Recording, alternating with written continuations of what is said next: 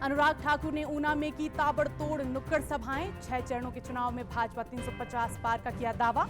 इंडी गठबंधन को बताया भ्रष्टाचारियों का मंच। कांग्रेस नेता राहुल गांधी ने नाहन और ऊना में की न्याय संकल्प सभा। भाजपा पर लगाए आपदा के समय हिमाचल की अनदेखी के आरोप।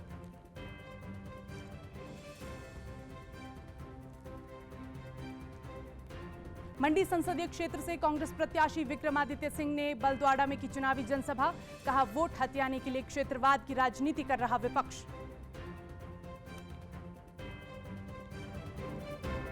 और भाजपा प्रत्याशी कंगना रनौत का जुबानी हमला। कहा, हेलीकॉप्टर से ही दौरे कर रहे विक्रमादित्य सिंह, प्रदेश की सड़कों की हालत बेहद खस्ता।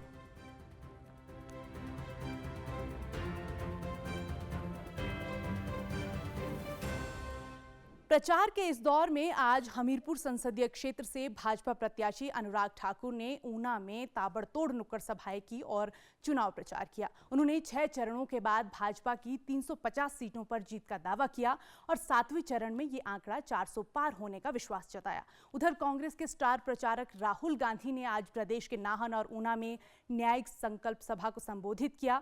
राहुल गांधी ने कहा कि कांग्रेस ने आम कार्यकर्ता को हिमाचल का मुख्यमंत्री बनाकर उनके हाथों में प्रदेश की कमान सौंपी है। उन्होंने कहा कि कांग्रेस ने देश हित में काम किया है और राहुल गांधी ने देश सहित प्रदेश में कांग्रेस की सभी सीटों पर जीत का दावा भी किया है। एक के बाद दूसरा भ्रष्टाचारी इनके गठबंधन में है। अधिकतर नेता बेल में हैं। राहुल गांधी जी भ्रष्टाचार के मामले में बेल पे हैं।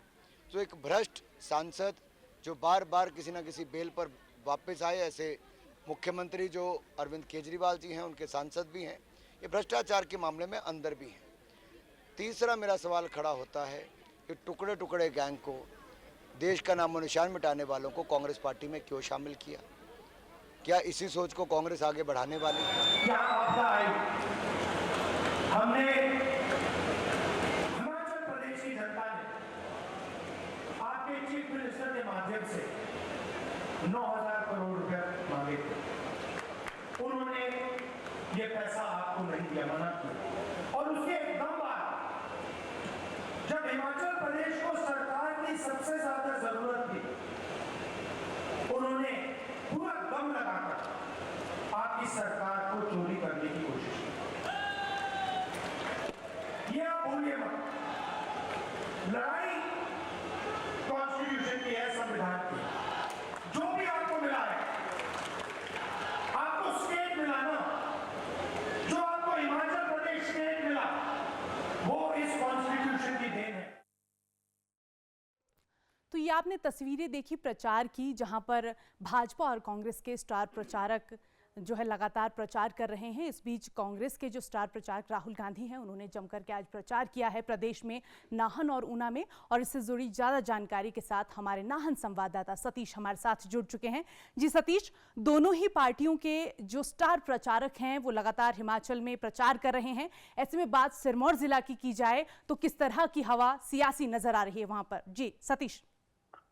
बिल्कुल हेमलता, देखिए सिरमौर जिला की हम बात करें तो पहले प्रधानमंत्री नरेंद्र मोदी यहाँ पर पहुंचते हैं भाजपा प्रत्याशी के चुनाव प्रचार के लिए, और उसके बाद राहुल गांधी आज यहाँ पर पहुंचे और उन्हें प्रचार किया शिमला संसदीय सीट से जो कांग्रेस के उम्मीदवार है विनोद सुल्तानपुरी। तो कहीं ना कहीं इसके बाद सिरमौर जिला में सियासी हवाओं को निश्चित तौर पर जो जोर मिल रहा है। और जब प्रधानमंत्री की रैली यहाँ पर हुई है तो भाजपा कार्यकर्ता बेहद उत्साहित उसके बाद, और कहना है कि निश्चित तौर पर प्रधानमंत्री की इस चुनावी रैली का लाभ जो भाजपा को मिलेगा। वही आज इसी के जवाब में कांग्रेस ने यहाँ पर रैली आयोजित की है और इसमें राहुल गांधी यहाँ पर पहुंचे और अब कांग्रेस कार्यकर्ता भी उत्साहित, यानी दोनों ही दलों के जो राजनीतिक कार्यकर्ता है वो इन दोनों प्रमुख रैलियों के बाद उत्साहित नजर आ रहे हैं और अपनी अपनी जीत का दावा यहाँ पर जो किया जा रहा है। और निश्चित तौर पर जब कोई बड़ा नेता पहुंचता है तो कार्यकर्ताओं का मनोबल बढ़ना तय है और यहाँ पर ये देखने को भी मिल रहा है। कांग्रेस और भाजपा दोनों ही दलों के कार्यकर्ता उत्साहित है और अपनी अपनी जीत का दावा यहाँ पर जो दोनों ही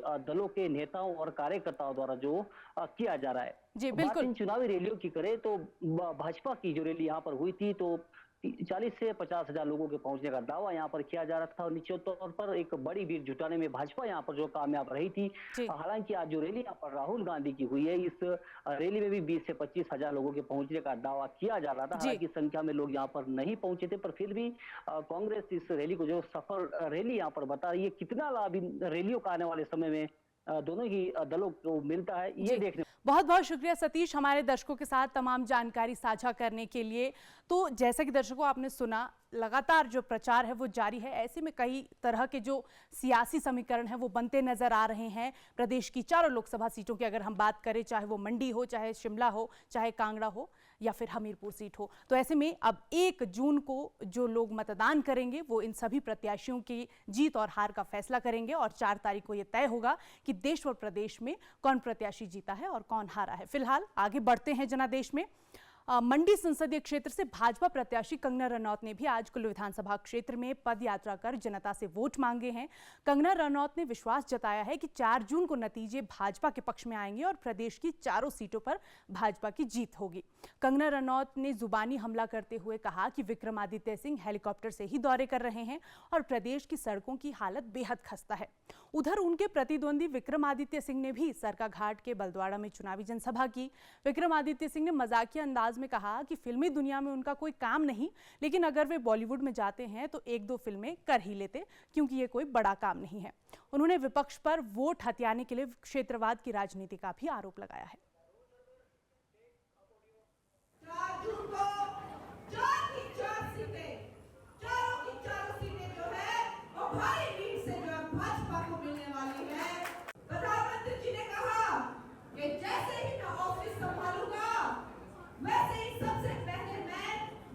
पूछूंगा सुखू जी से कि जो मैंने पैसा भेजा मेरे हिमाचल के लोगों के लिए वो कहाँ गया।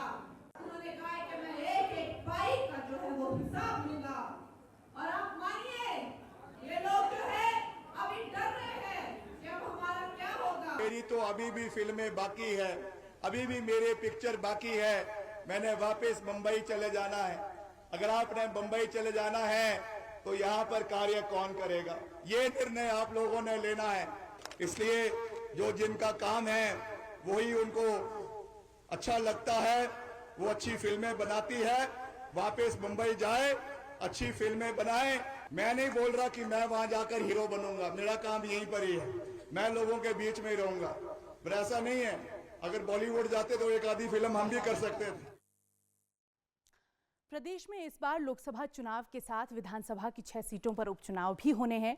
उपचुनावों में सभी सीटों पर मुकाबला रोचक रहने वाला है, क्योंकि कांग्रेस के बागी नेता उपचुनाव में भाजपा के रथ पर सवार है। कहीं भाजपा और कांग्रेस के बीच कांटे की टक्कर नजर आ रही है, तो कहीं निर्दलीय उम्मीदवार ने चुनाव मैदान में उतरकर मुकाबले को त्रिकोणीय बना दिया है। आइए देखते हैं ये खास रिपोर्ट।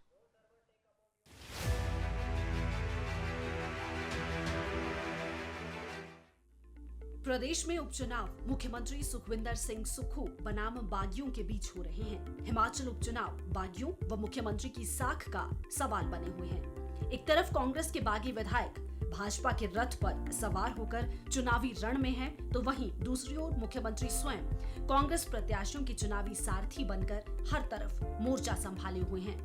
दोनों ही तरफ से रणनीति के तहत चुनावी रण को जीतने के लिए तपती धूप में खूब पसीना बहाया जा रहा है। इस बीच अगर बात बड़सर विधानसभा की करें तो यहां कांग्रेस को गर्दिश में छोड़ भाजपा के रथ पर सवार होकर इंद्रदत्त लखनपाल चौथी बार चुनावी मैदान में हैं।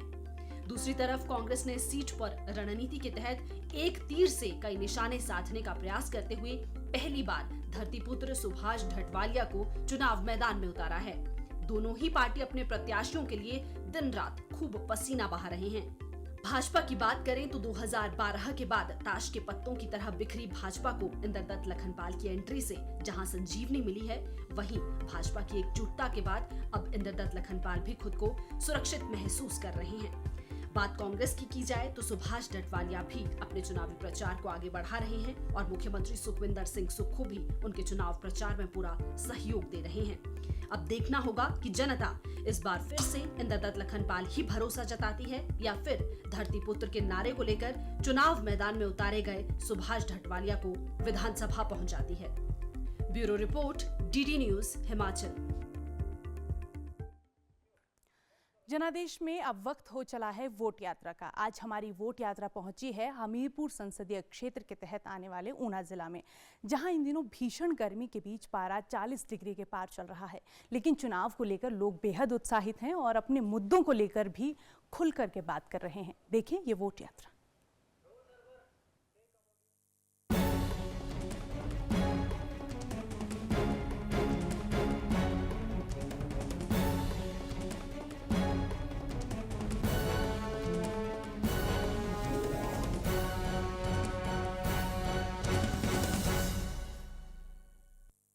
डीडी न्यूज की विशेष पेशकश वोट यात्रा का कारवां आज आ पहुंचा है हिमाचल प्रदेश का प्रवेश द्वार कहे जाने वाले जिला ऊना में। जिला ऊना के लोग इस चुनावी मौसम में क्या मानते हैं कि कैसा उनका सांसद होना चाहिए, क्या उम्मीदें उन्हें अपने सांसद से हैं, तो आइए जानते हैं स्थानीय लोगों की राय। मेरा नाम वरुण केडिया है। आज के इस परिदृश्य में जैसे भारतवर्ष की हम कल्पना करते हैं, तो मेरा मानना ये है कि एक सांसद ऐसा होना चाहिए जो हमारे क्षेत्र की, हमारे एरिया की तरक्की की बात करे, और वो जो तरक्की है वो नए नए रोजगार के अवसर सृजन करने से, नई नई परियोजनाएं लाने से और ऐसे विषयों को उठाने से जो मतलब कि संकोच ना करे और जिसका विजन क्लियर हो। हमारे क्षेत्र में जो युवाओं के लिए नए रोजगार के अवसर पैदा करे, वैसा सांसद होना चाहिए। जो हमारी मूलभूत आवश्यकताएं हैं, चाहे वो रोजगार से रिलेटेड हो, चाहे एजुकेशन से रिलेटेड हो, चाहे स्वास्थ्य से रिलेटेड हो, ऐसी सुविधाएं जो हमें हमारे डोर स्टेप पे या जहां पे हमारी ज़रूरत है वहां पे पैदा कर सके, ऐसा सांसद होना चाहिए।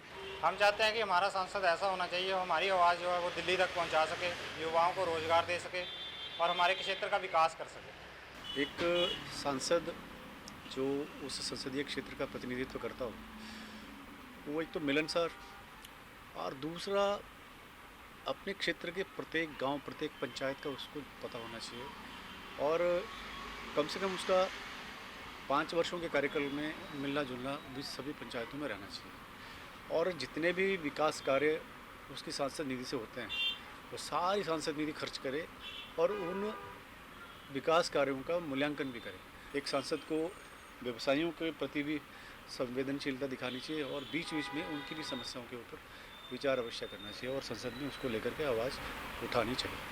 हमारा सांसद ऐसा होना चाहिए जो महिलाओं की सुरक्षा और रोजगार की आवाज़ उठाए। सांसद महंगाई पर भी विशेष ध्यान दे ताकि रसोई के ध्यान पर भी निरंतर रहे। तरह तरह की अपॉर्चुनिटीज़ लोगों को दे सके, जैसे खेल के मैदान हो गए आपकी, जैसे हमारे यहाँ पे कई सारे जो खेलने हैं जिनके आज तक यहाँ पे ग्राउंड नहीं है या खेलने के लिए स्पेस नहीं बना, तो उसको डेवलप कर सके। मेरा ये मानना है कि सांसद में सबसे मुख्य जो क्वालिटीज़ हैं वो welfare of the common people के प्रति होनी चाहिए। और वेलफेयर में मेरे हिसाब से जो सबसे बेसिक रिक्वायरमेंट्स हैं वो सबसे पहले हेल्थ को लेके है। हेल्थ में जो भी फैसिलिटीज़ हैं, जो कि हम देखते हैं कि प्राइवेट हॉस्पिटल्स में सीटी स्कैन्स, एक्सरेज, अल्ट्रासाउंड, एमआरआईज़ की जो सारी जो फैसिलिटीज़ मौजूद होती है, हम ये चाहते हैं कि वो गरीब तबके के लोग भी सरकारी हॉस्पिटल्स में वो सेवाएं हों, तो उसमें बहुत बेहतर होगा। नंबर 2, एजुकेशन में जो गवर्नमेंट के जितने भी स्कूल्स हैं, आज की तारीख में जो एजुकेशन बच्चे को चाहिए वो मिलने, जिसको एक गरीब का बच्चा भी जो उसमें अपने बच्चे को पढ़ा पाए। और नंबर 3 पे कि कुछ जॉब अपॉर्चुनिटीज़, अगर हमारे कुछ युवा लोग जो बच्चे हैं जो हिमाचल से बिलोंग करते हैं, ऊना से बिलोंग करते हैं, उनके लिए भी जैसे कि टालीवाल, बाथू, बाथड़ी में जो इतने प्लांट्स लग रहे हैं, हमारे कुटलहड़ एरिया ऊना में और अम में भी ऐसी कुछ सुविधाएं हों ताकि यहाँ के बच्चे भी बद्दी और कहीं और ना भागना पड़े और यहीं पे स्थापित रहें, तो ये बहुत बढ़िया चीज़ रहेगी। तो आपने देखा कि ऊना जिला के वोटर अपने वोट को लेकर कितने जागरूक और सजग हैं, जो मानते हैं कि एक ऐसा सांसद होना चाहिए जो उनकी आवाज़ को संसद में उठाए और क्षेत्र का विकास करवाए। Amit Sharma, DD news, Una.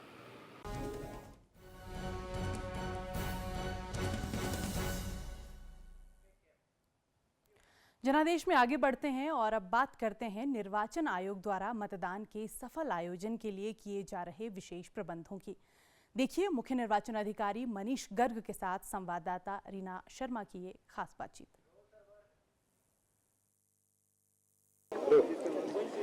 हिमाचल में लोकसभा चुनाव और 6 स्थानों पर होने वाले उपचुनावों के लिए अब चंद दिन ही शेष रह चुके हैं और ऐसे में मतदान की प्रक्रिया जो है अब एक तरह से कह सकते हैं कि शुरू भी हो चुकी है। बैलेट पेपर के माध्यम से जो है होम मतदान की जो सुविधा जो है इस बार अब हिमाचल में जो है शुरू हो चुकी है। हमारे साथ अधिक जानकारी के लिए मुख्य निर्वाचन अधिकारी मनीष गर्ग इस समय है। सर, स्वागत है आपका। जानना चाहेंगे कि एक तरीके से कह सकते हैं हिमाचल में मतदान की प्रक्रिया शुरू हो चुकी है, कैसी ये प्रक्रिया है, कितना इसे हम अभी तक कवर कर चुके हैं? जी बिल्कुल, मतदान की प्रक्रिया तो शुरू हो चुकी है जो पोस्टल बैलेट्स का जो प्रावधान है उसके अकॉर्डिंग, और इसमें होम वोटिंग जो है वो हमारी चल रही है।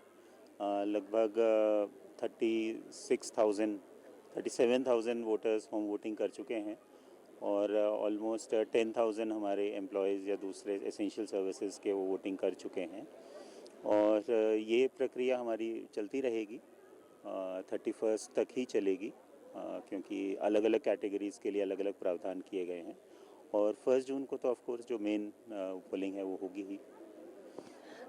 सर, इस समय हिमाचल प्रदेश की बात करें तो चुनाव में जो है एक भौगोलिक स्तर से देखा जाए तो एक स्टेट है जहां पर ऊना में तापमान बहुत ज़्यादा है और वहीं पे कहीं कहीं जो है अभी रोहतांग के आसपास सड़कों में अभी भी बर्फ़ बची हुई है। कैसी तैयारियां मतदान को लेकर है और किस तरीके से जो है इस चीज़ को टैकल किया जा रहा है? जी ऑफ कोर्स हिमाचल बहुत डाइवर्स स्टेट है, यहाँ पे अलग अलग भौगोलिक परिस्थितियाँ रहती है। जो हमारे जो ऊना, हमीरपुर, बिलासपुर, सोलन, नालागढ़ या पोंटा के एरियाज़ हैं, कुछ एरियाज़ कांगड़ा के हैं, उनमें काफ़ी गर्मी है और उसके लिए हम लोगों ने विशेष इंतज़ाम किए हैं जिससे कि लोगों को दिक्कत ना हो। ड्रिंकिंग वाटर की, ORS की, मेडिकल किट्स की और शेड्स वगैरह लगाने की वो प्रयास किए गए हैं।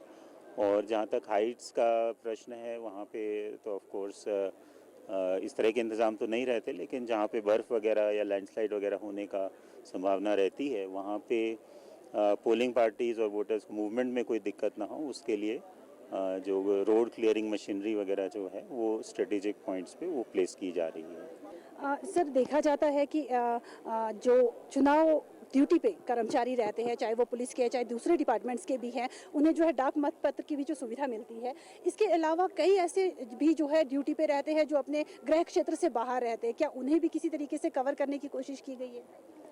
देखिए, जो इलेक्शन ड्यूटी पे हैं उनको डाक मतपत्र द्वारा पूरी सुविधा दी जा रही है और इस बार तो स्पेशल प्रोविज़न किया गया है। पहले तो उनको बाय पोस्ट जाते थे और वो बाय पोस्ट ही उसको भर के भेजते थे, तो कई बार उनको तकलीफ़ होती थी कि उनको डिक्लेरेशन अटेस्ट करानी पड़ेगी किसी से, फिर उनको स्पीड पोस्ट करना पड़ेगा। ऑल्दो पेड होता था लेकिन फिर भी उनको कहीं पे पोस्ट करना पड़ेगा वो। लेकिन अभी बड़ा सुविधाजनक हो गया है इसको। अब जो ट्रेनिंग सेंटर्स हैं जहाँ पे ट्रेनिंग हो रही है वहीं पे ही पोलिंग स्टेशंस का प्रावधान किया गया है जहाँ पे कि वो अपने मतपत्र का प्रयोग करेंगे।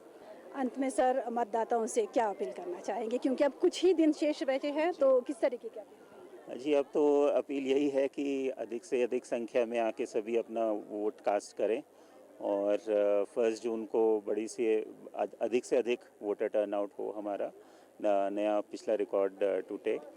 और सूचना के लिए मैं लोगों को ये भी बताना चाहूँगा कि KYC ऐप के ज़रिए आप अपने कैंडिडेट के बारे में पूरी जानकारी हासिल कर सकते हैं।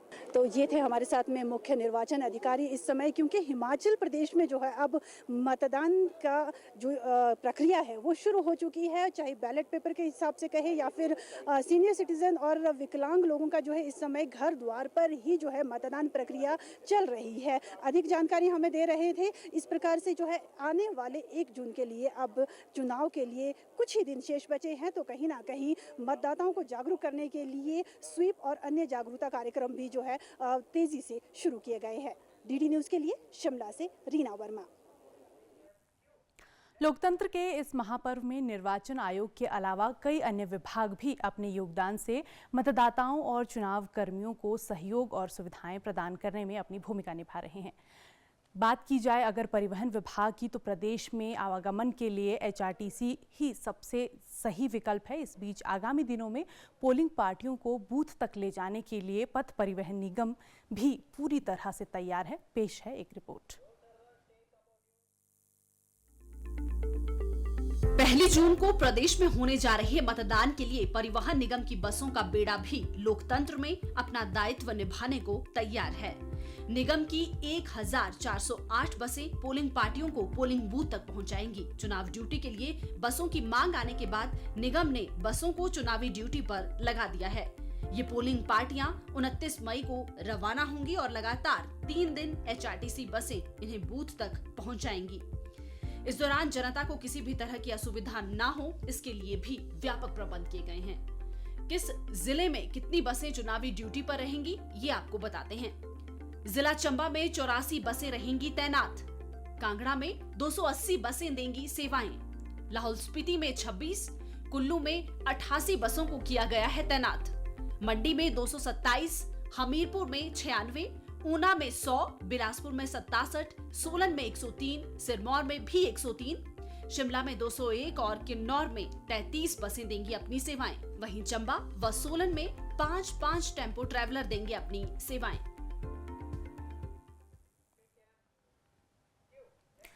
और जनादेश में अब बात चुनावी किस्से की। देश की चुनाव प्रणाली से जुड़ी ऐसी बातें जो अलग है, दिलचस्प है, अहम है और साथ ही जरूरी भी है। तो ये रहा आज का चुनावी किस्सा।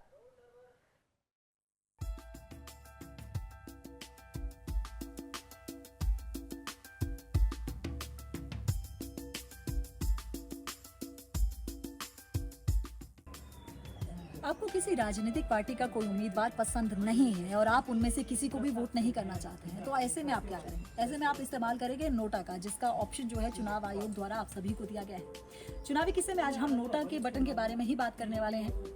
नोटा यानी नन ऑफ द अबव, इनमें से कोई भी नहीं। नोटा का उपयोग पहली बार 2009 में किया गया था। स्थानीय चुनावों में मतदाताओं को नोटा का विकल्प देने वाला छत्तीसगढ़ भारत का पहला राज्य था। नोटा बटन ने 2013 के विधानसभा चुनावों में 4 राज्य छत्तीसगढ़, मिजोरम, राजस्थान, मध्य प्रदेश और राष्ट्रीय राजधानी क्षेत्र दिल्ली में अपनी शुरुआत की। 2014 में नोटा पूरे देश में लागू हुआ। भारत निर्वाचन आयोग ने दिसंबर 2013 के विधानसभा चुनावों में इलेक्ट्रॉनिक वोटिंग मशीन में इस ऑप्शन को निर्धारित किया, अर्थात नोटा को निर्धारित किया। इस बटन का विकल्प जो है वो लोगों को दिया। नोटा का मकसद उन मतदाताओं को एक विकल्प देना था जो किसी भी कैंडिडेट को वोट नहीं डालना चाहते हैं। वास्तव में मतदाताओं के हाथ में चुनाव लड़ रहे कैंडिडेट का विरोध करने का एक हथियार है नोटा।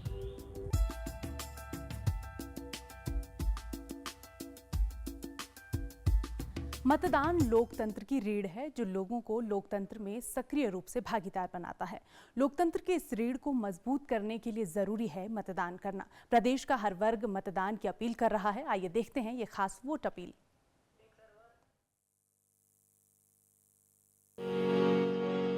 बचपन से मुझको मेरी माँ ने दुलारा, अब मुझको है मेरे देश ने पुकारा।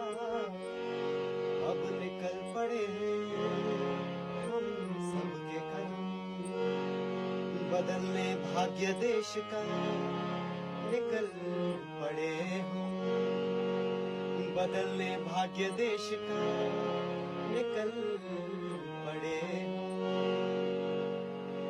मेरा वोट देश के लिए। जय हिंद। ध्यान रहे एक भी वोट छूटने ना पाए, क्योंकि यही लोकतंत्र है जिसका वोट मंत्र है और ईवीएम ही देश को चलाने का यंत्र है। तो 1 जून को अधिक से अधिक संख्या में अपने नजदीकी बूथ पर जाएं और अपने पसंदीदा उम्मीदवार को वोट देकर मजबूत लोकतंत्र के निर्माण में सहभागिता निभाएं। जनादेश में आज इतना ही। कल फिर हाजिर होंगे, तब तक के लिए नमस्कार।